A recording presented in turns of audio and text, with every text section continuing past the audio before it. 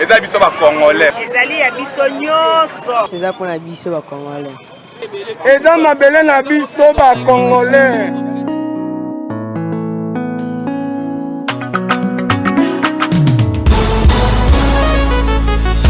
Ya biso yo yo yo. Ya biso yo yo yo. Ya biso yo yo yo. Moko yo Congo. Besi ya mwana zobeta masolo ya mboka na biso. Bato mosusu balia mbongo ya Congo. Bakabola na peplete. Ya biso ya mwana eye. Koto sepela na bamine na biso. Ya biso yo yo yo. Biso bakolo mabele. Ya biso yo yo yo. Ya biso yo yo yo. Ya biso yo yo yo. Moko yo Congo. Ya biso ezalaka sokoli mwe bénéficie na bamineri yaka na projet na biso. Ya biso yo yo yo. Ya biso yo yo yo. Mosusu babosana na bango. Kemboka oyo ya biso. Bamineri pi ya biso. Ya bala oyo tokoka bala biso neselongo. Peuple congolais. Ya biso yo yo yo. Ya biso yo yo yo. Londoloise, c'est Judith Londolé. Si vous voulez être classe, chic, être habillé, être admiré. Parole de mon Pao Mokonzi.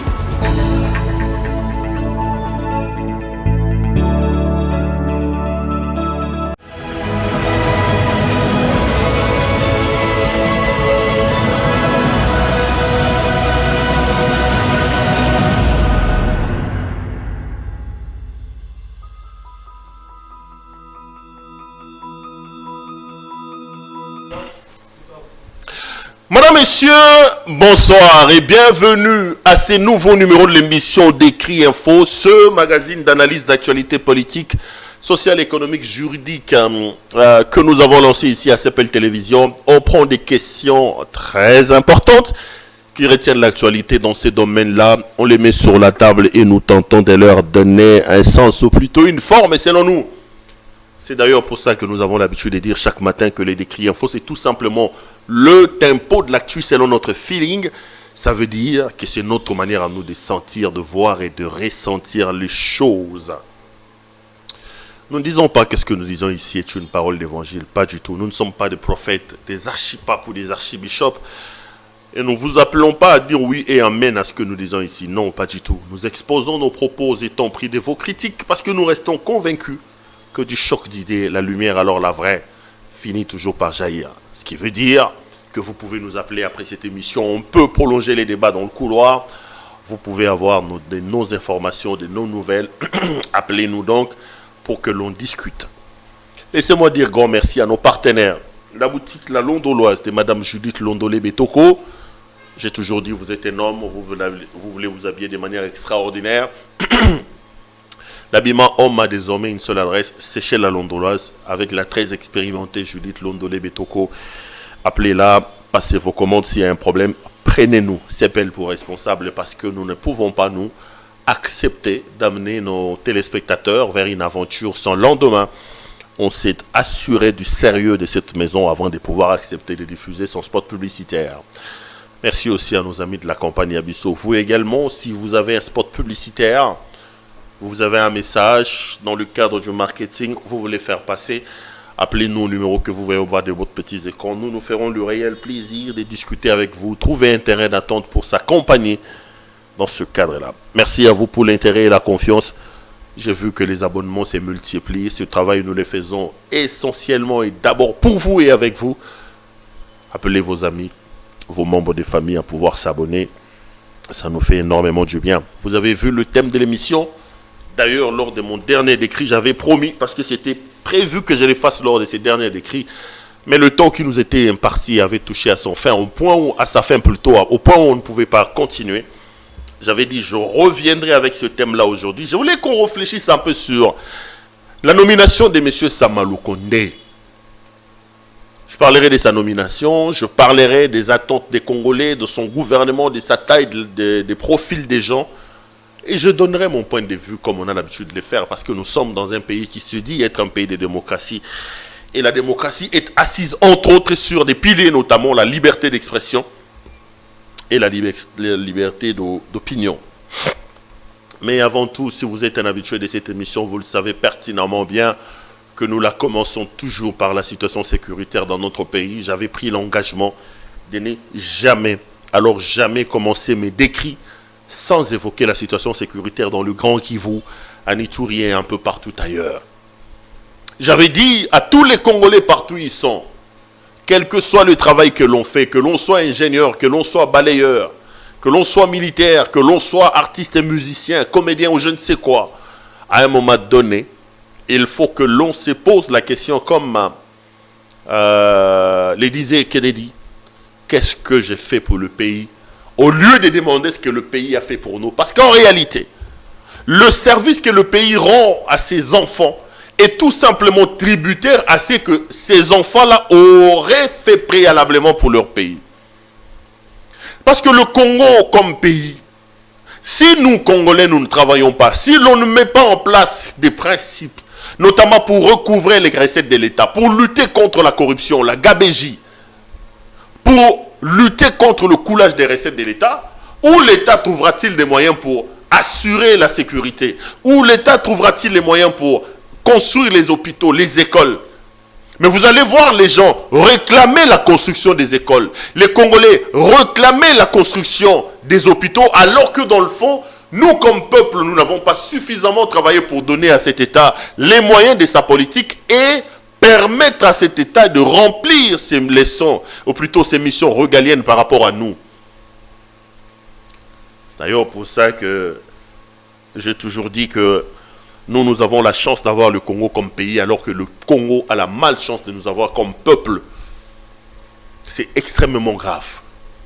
Moi, j'avais dit que je commencerais tous mes éditos par la situation sécuritaire dans l'Est de la République, parce que je ne m'explique pas le silence dans lequel se perpètre le massacre chez nous.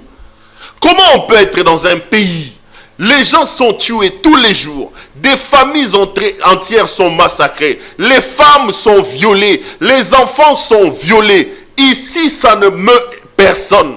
Ça n'émeut personne. Comment on peut expliquer ça? Cette inconscience, cette irresponsabilité dans laquelle nous tous nous baignons. Je joins ma voix à ma caméra parce que c'est le travail que j'ai fait pour jouer le travail des lanceurs d'alerte. Je refuse que les Congolais soient tués en silence. Si ma voix peut être entendue, même par une personne ou deux personnes, j'aurais fait mon travail. Et je pense que si les Congolais partout où nous sommes, nous prenons conscience de cet état de choses, nous pourrons faire avancer les choses. Nous pouvons faire avancer les choses. Le Congo, c'est notre pays. Les amis, on tue chez nous, on viole chez nous, on massacre chez nous. Halte au silence, halte au calme. Arrêtons le silence. Arrêtons le silence. Travaillons pour améliorer ce pays. C'est notre pays. C'est notre bien en commun. Et moi, j'ai mes deux postulats que j'ai mis sur la table et j'ai dit, nous avons deux choses importantes à faire pour amener la paix et la sécurité dans notre pays. La première des choses, nous devons nous doter d'une armée républicaine. Nous devons avoir une armée professionnelle, une armée dissuasive à la hauteur de notre grandeur. 2 345 410 km² de superficie, c'est 80 fois la Belgique, 4 fois la France. 4 fois la France. J'ai horreur de cette politique des boucs émissaires, de justifier nos faiblesses par rapport aux autres. En disant ce n'est pas nous, c'est le Rwanda. Ce sont les Rwandais, ce sont les Ougandais. Les Rwandais, les Ougandais ne nous empêchent pas, nous, de nous organiser à l'interne, les amis. Nous devons nous organiser à l'interne pour sauver ce pays. Et nous devons avoir une armée forte. Monsieur le Président de la République, c'est vous les commandants suprêmes de FARDC et de la police nationale congolaise. Et le président avait promis qu'il va déplacer l'état-major général vers l'est du pays. C'est lui-même, son excellence, monsieur le président, qui l'avait dit. Le président avait dit qu'il irait habiter là-bas. Je me demande s'il l'a déjà fait. C'est ma responsabilité en tant que citoyen de ce pays de lancer ces cris d'alarme auprès du président de la République pour que le président fasse de son mieux au fin de nous ramener la paix et la sécurité dans cette partie du pays. Deuxième élément, j'ai toujours dit, nous devons travailler pour identifier, traquer et punir la menace. Parce que ce qui se passe à l'Est a des commanditaires, des tireurs de ficelles, des gens qui savent ce qui se passe exactement. Il faut les identifier, il faut les punir. Ceci aura un effet de découragement, un effet pédagogique et psychologique. Si François a été puni, Claude va éviter de le faire parce qu'il va dire « Je ne voudrais pas que le sort réservé à François m'arrive. » Mais aussi longtemps que ceux de nous qui s'amusent à amener l'insécurité du pays sont récompensés, se retrouvent ici dans des grands postes, ils feront plutôt école au lieu de décourager les gens.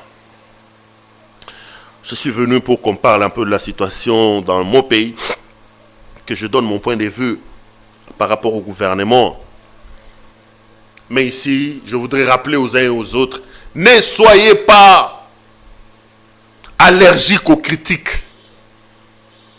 N'instaurez pas le régime de la pensée unique. Ce n'est pas ça la démocratie. Ce n'est pas pour ça que M. Etienne Tshisekedi Ouamulumba s'est battu. Arrêtez d'intimider les gens. Arrêtez d'ourdir des pensées macabres. Nous sommes des journalistes indépendants. Nous voulons apporter notre voix pour l'avancement de ce pays. Nous voulons être des thermomètres de la société. Dire au président de la République quand ça va et lui dire ici, monsieur le président, ça ne va pas. Vous voulez transformer tout le monde en un royaume d'applaudisseurs. Nous tous, nous ne sommes pas appelés à applaudir. Et le président n'a pas besoin de ça. Quand on critique ici, quand on dit, monsieur le président, ici, j'estime que ça n'a pas été bien fait, monsieur tel, ici, je pense... Non. On vous appelle pour vous dire, le temps de vous réduire au silence est arrivé. On vous appelle pour vous dire, on va en faire... Les amis, ce n'est pas comme ça. Ce n'est pas comme ça que ça se passe dans un état de droit. Si vous voulez faire avancer les choses, laissez-nous, qui voyons les choses autrement, vous dire que là, ce n'est pas normal. Comme là, aujourd'hui, je viens qu'on réfléchisse un peu sur la nomination de M. Sama Lukonde. D'emblée, il faut applaudir le souci de M. Félix Tshisekedi de renouveler la classe.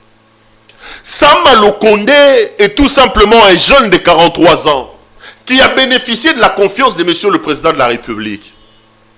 J'ai toujours plaidé ici pour le renouvellement de la classe politique. Mais le renouvellement de la classe politique, à mon point de vue, ne passe pas seulement sur des questions liées à l'âge. On peut être vieux mais avoir une mentalité renouvelée. Et on peut être jeune, avoir une vieille mentalité. Au-delà du renouvellement de la classe politique en termes d'âge, moi je plaide plus pour le renouvellement de la mentalité.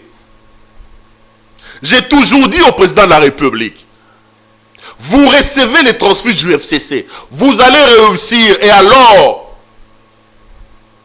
si vous arriviez à formater la tête des gens, ces transfuges du FCC qui 18 ans durant ont détruit les pays, il faut les accueillir parce que ce sont des Congolais, mais un travail de lavage des cerveaux doit être fait. Malheureusement, aujourd'hui je suis dubitatif et je commence à douter sérieusement de cette histoire-là, de l'union sacrée. L'union sacrée a perdu de son sens. L'union sacrée, ce n'est pas l'union sacrée que moi j'ai soutenue. Celle pour laquelle j'ai arrêté mes émissions ici pour soutenir. Donc, le président a nommé Sama Lukonde. Bravo, parce que c'est le renouvellement de la classe politique. Mais politiquement, M. Tshisekedi avait besoin de quelqu'un qui va lui vouer un certain respect. N'oubliez pas le contexte. Sama Lukonde est venu après le départ de Ilunga Ilunkamba. Ilunga Ilunkamba était robotisé de manière à respecter d'abord et avant tout les décisions de l'autorité morale qui était M. Joseph Kabila. Tshisekedi sort donc d'une situation de bicéphalisme qui ne dit pas son mot au sommet de l'État, où vous avez des ministres, vous avez des premiers ministres, avant de pouvoir respecter, obéir à un ordre présidentiel, il devait absolument avoir le point de vue de l'autorité morale qui est Kabila. C'est comme ça que vous avez assisté à des scènes comme le contreseing. Moi, je n'ai pas contresigné. Moi, je n'ai pas contresigné. Et lui-même, le président de la République a dit qu'il a subi des humiliations. Donc, il devait avoir quelqu'un qu'il contrôlerait. C'est pour ça qu'il a nommé Sama Lokonde. Donc, Sama Lokonde a été nommé avec l'objectif d'étendre le pouvoir du président de la République. D'abord, c'est un homme qui n'a pas d'épaisseur politique. Sama, ce n'est pas un rompu en politique. Ce n'est pas une mastodonte comme Bahati Lukwebo. Ce n'est pas un poids lourd comme Jean-Pierre Bemba, comme Moïse Katumbi. Il n'a pas eu une machine politique derrière lui, au point de faire ombrage au président de la République. Non. Ici, l'objectif était de mettre un homme qu'on contrôlerait.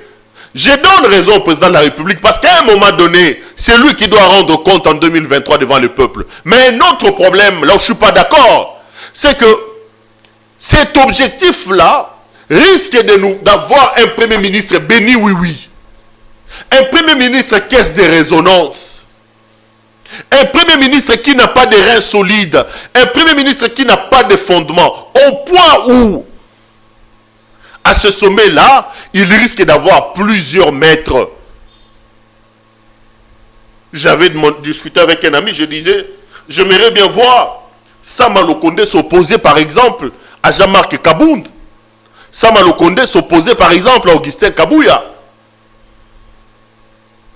Quand on sait que vous êtes là par la seule volonté de la famille du président de la République lui-même, je voulais parler de la famille politique. J'enlève d'ailleurs la famille politique, je parle du président lui-même. Et certains ont dit qu'en nommant Sama Lokonde, le président a tout simplement nommé un assistant. C'est un point de vue que je partage pas totalement.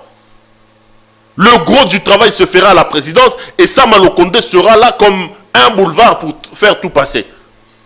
Mais le problème, même si Lokonde est un boulevard, même si Sama Lokonde est un assistant, si dans la politique du président de la République, on trouve des brèches qui peuvent amener le pays à avancer, même si Sama Lokonde est un boulevard, et que ce boulevard permet d'avoir un mieux-être, on leur donne une chance. On leur donne une chance. Mais les amis, moi,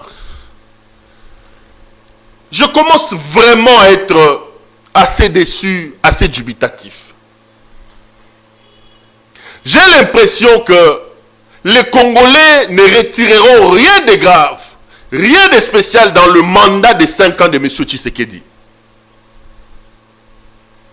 Le président de la République arrive au pouvoir dans un contexte particulier avec M. Kabila. L'UDPS nous dit on bloque, on bloque, on bloque. Le président lui-même reconnaît qu'il a subi des humiliations. 2 ans après, il rompt avec M. Kabila. À l'heure où nous parlons, il nomme un premier ministre, on est au mois de mars. Le budget de l'État pour cette année, je ne sais pas ça sera de combien. Mais n'oubliez pas que sa première année, M. Tshisekedi nous avait proposé un budget de 11 milliards qu'on a réussi à recouvrer qu'aux alentours de 3 milliards de dollars américains.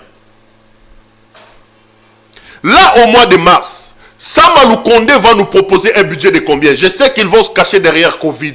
Ça sera moins de 5 milliards de dollars américains. Qu'est-ce qu'on aura fait avec 5 milliards de dollars américains en 2021? En plus, en 2022, c'est une année préélectorale. On connaît les mentalités de nos politiques. Beaucoup seront là en train de chercher l'argent pour leur campagne en 2023. Ceux qui seront au gouvernement n'auront pas besoin de travailler sérieusement. Ils vont plutôt chercher à faire des réserves pour avoir un mandat électif en 2023.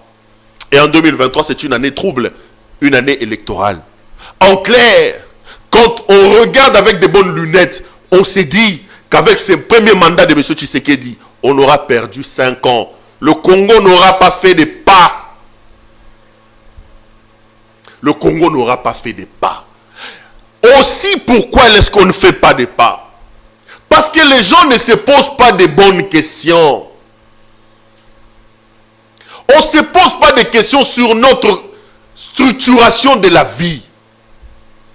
Quelle est notre politique économique, les amis? Quelle est notre politique sécuritaire? Quelle est notre politique diplomatique? Les vraies questions pouvant aider le Congo à émerger, à sortir de la situation, les gens ne se posent pas ce genre de questions-là. J'étais à Lubumbashi dernièrement, j'ai rencontré un de mes amis, très placé, qui a la chance de rencontrer un certain nombre de grands noms de la République et même du monde. Il m'a fait une révélation que je soutiens. Il me dit ceci, Perrault, regarde. Lorsque vous rencontrez M. Macky Sall, président du Sénégal, vous parlez pendant 30 minutes avec Macky Sall.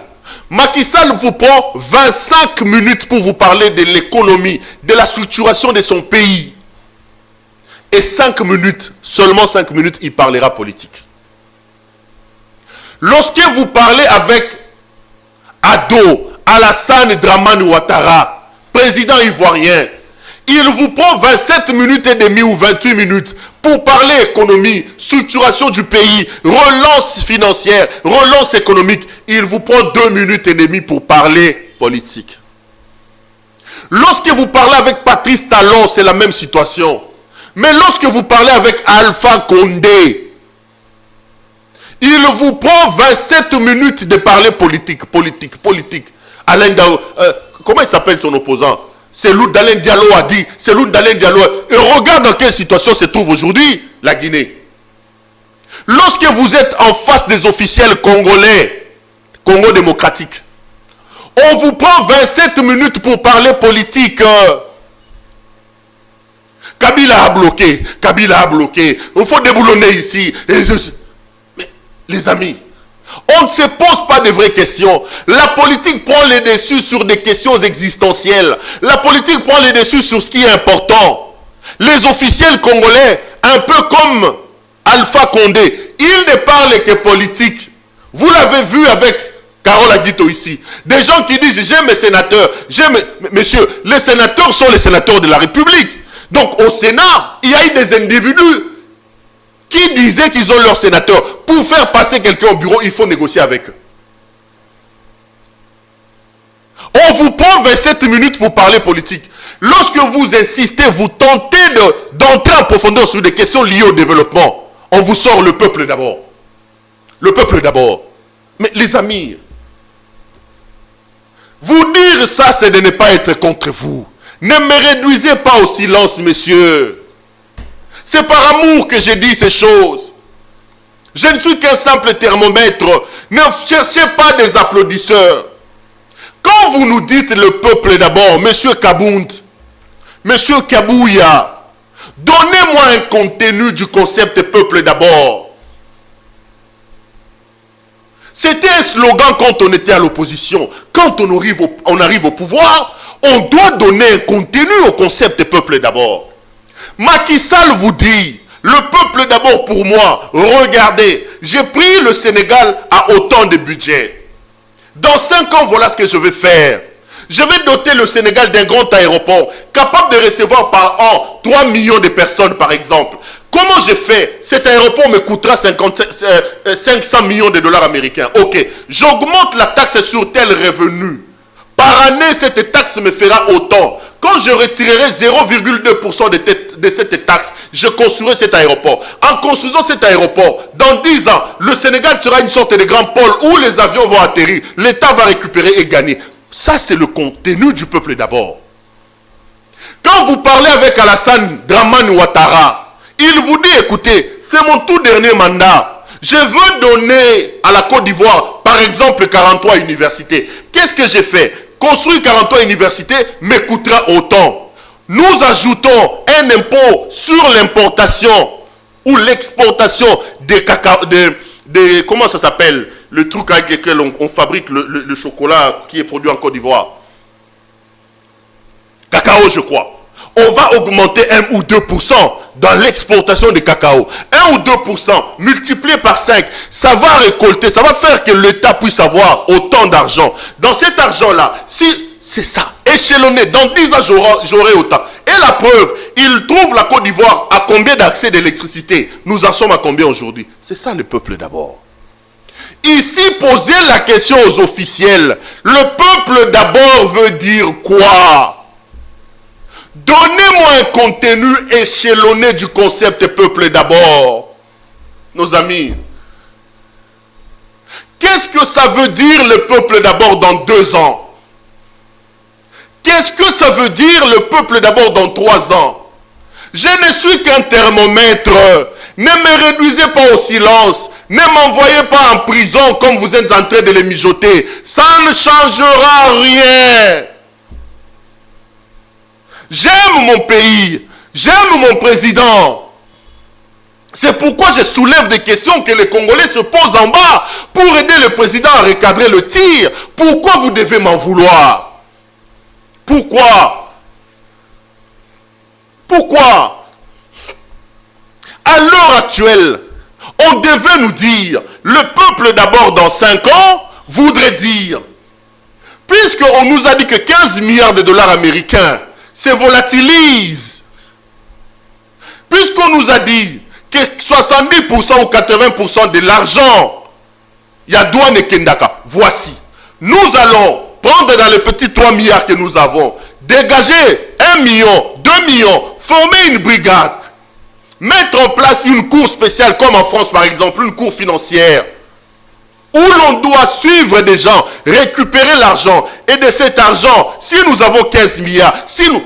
Voilà. On pourra faire ça, on pourra faire ça, on pourra faire ça. Ici, on vous sort le peuple d'abord comme un ticket de TGV. Soit dit en passant, qu'au départ, on nous propose un budget de 11 milliards. Nous en sommes à combien aujourd'hui, les amis? Nous en sommes à combien? On devait nous dire, le peuple d'abord, c'est la réduction des trains de vie des institutions. Et pour donner l'exemple, j'ai réduit mon budget à 50%. Mon prédécesseur faisait ça. Dans le cadre du peuple d'abord, je dégage autant. Et cet argent dégagé ira de ce côté-ci. Non. Nous avons une modicité de l'enveloppe budgétaire. Nous multiplions les agences. Agence de changement de mentalité. 3 banderoles. Moyibi Ezamabe, Kotikani Ezamabe. À côté de ça, veillée de prière, dédicace de la République, dédicace de ceci.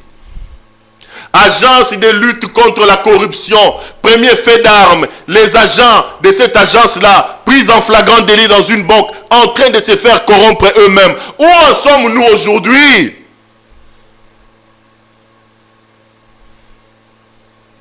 Pour calmer l'opinion publique, 2 personnes sont suspendues. Le chef de cette agence lui-même ne démissionne pas. Ne démissionne pas.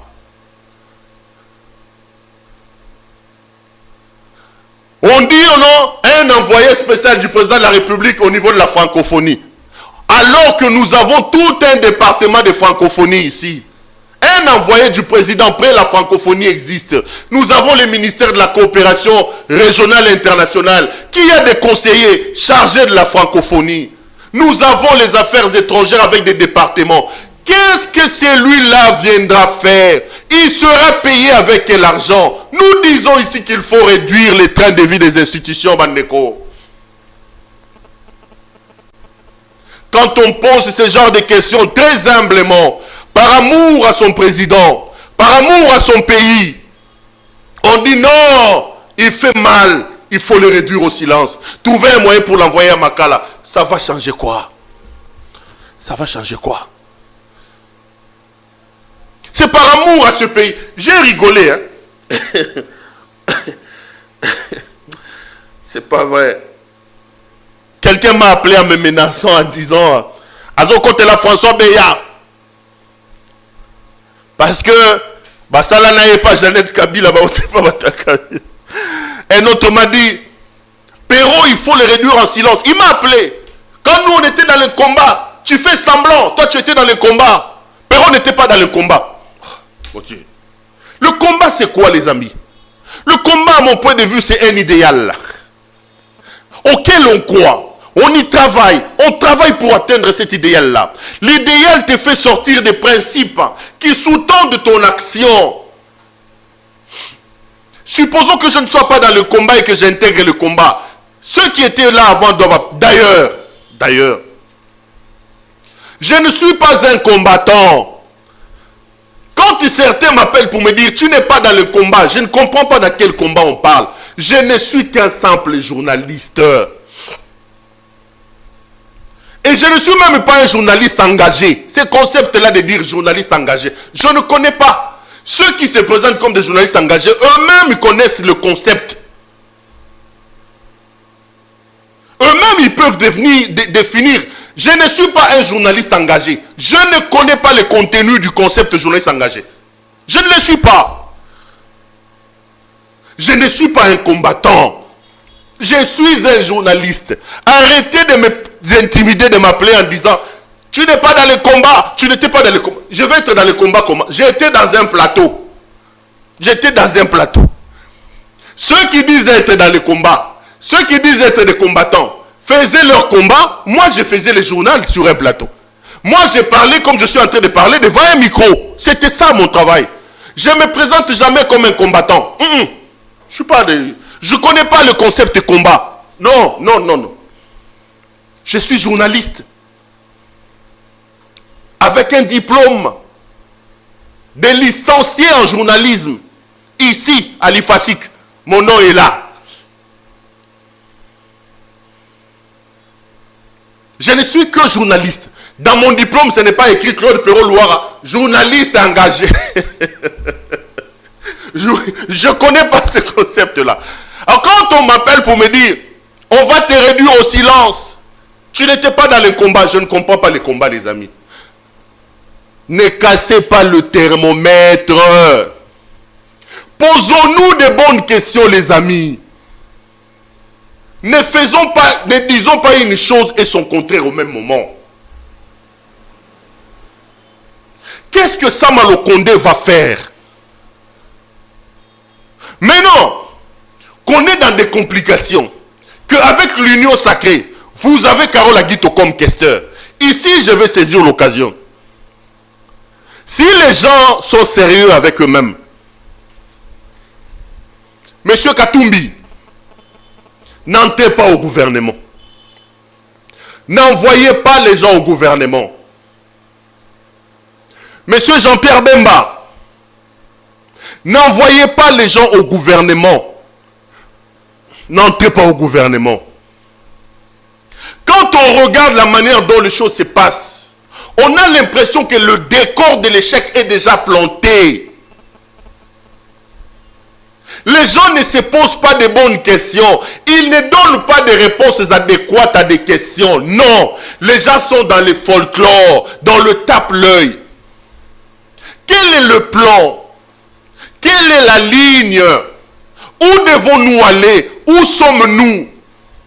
Quels sont les moyens que l'on se donne? On n'est pas dans ces questions-là. On est dans la politique politicienne.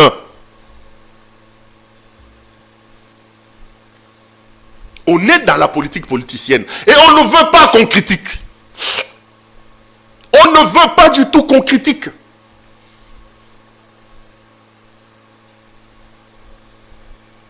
Laissez l'union sacrée. Vous aurez un discours. Je parle de Jean-Pierre Bemba et je parle de Katumbi. Vous direz que nous avons soutenu un frère dans le cadre de l'anéantissement de Kabila, parce que Kabila a été perçu comme un ennemi commun.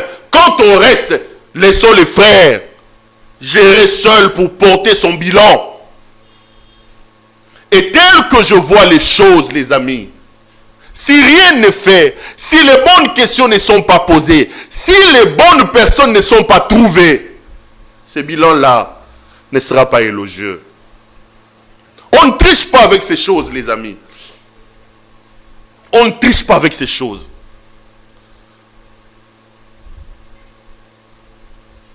Quel est le plan? Quel est le mode opératoire? Quelle est l'idée? Qu'est-ce qu'on veut exactement? Qu'est-ce que nous voulons pour notre pays? Quels sont les moyens que l'on se donne pour en arriver? À l'heure où nous parlons, les amis, allez à Kasumbalesa. La gabégie financière se passe. J'avais foi au dos.